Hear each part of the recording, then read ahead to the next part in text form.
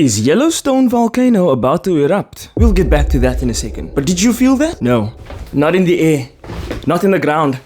But rather in the patterns. This past week, the earth didn't just hiccup. No, it spoke. And if you listen to what it was saying, the story is wild.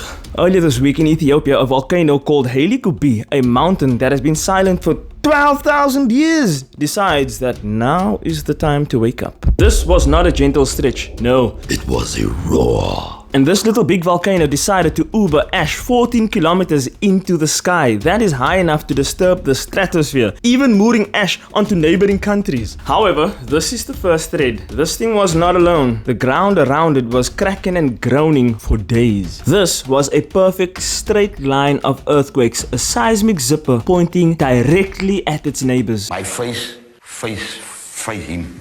Yeah, sex.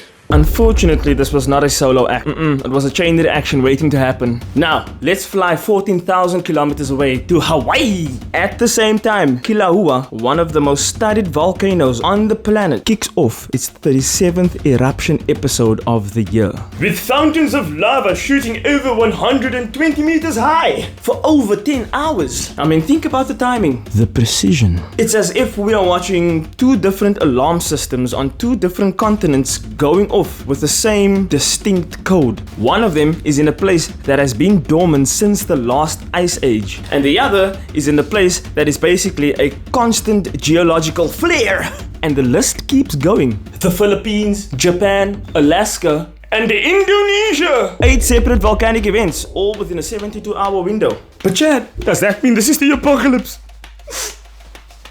No, it's not. Statistically, this is within the normal range. However, statistics do not tell stories. And this is a story. A story in the why and the how. Ethiopia sits on a triple junction where 3 massive parts of Earth's crust is pulling apart. Essentially, it's the stretch marks of Mother Nature, stretching the skin of the Earth thin down to 20 kilometers in some parts. And that, as you know, is a wound that never heals. And in Hawaii, it's the opposite. A massive plume of superheated rock, a thermal pipeline from deep within the earth pushing its way up to the surface. So yeah, that's 2 completely different mechanisms. One is a pull and one is a push.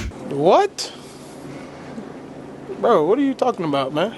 However, when both of them spike at the same time, it makes you wonder, are these things connected by a deeper connection? Is it a planetary heartbeat that maybe we just can't measure yet? Or is this like just a shift in the pressure, like a sigh from the mantle? I mean, the coincidence is just too peculiar to ignore. So all of this into consideration, what does that mean for the big one? Yellowstone caldera. Right now, as of this recording, it means nothing. Yellowstone is chip still. The data is absolutely clear. The odds of us having a super eruption are astronomically low. But this week was not just about one giant. No, it was about the system. Yes, ladies and gentlemen, it was a masterclass in cause and effect. A dike intrusion here, a pressure release there. It shows us that the planet is one interconnected engine, and when one piston fires, the rest can feel the vibration. We live on a dynamic living breathing planet, and it does not operate on our schedule. This week we were given a front row seat to its raw, untamable power. Kraft, power, strength. It's not a threat, it's a reminder. Pay attention to the whispers so that you are never surprised by the roar. Remember, the story is in the data. Fucking fly.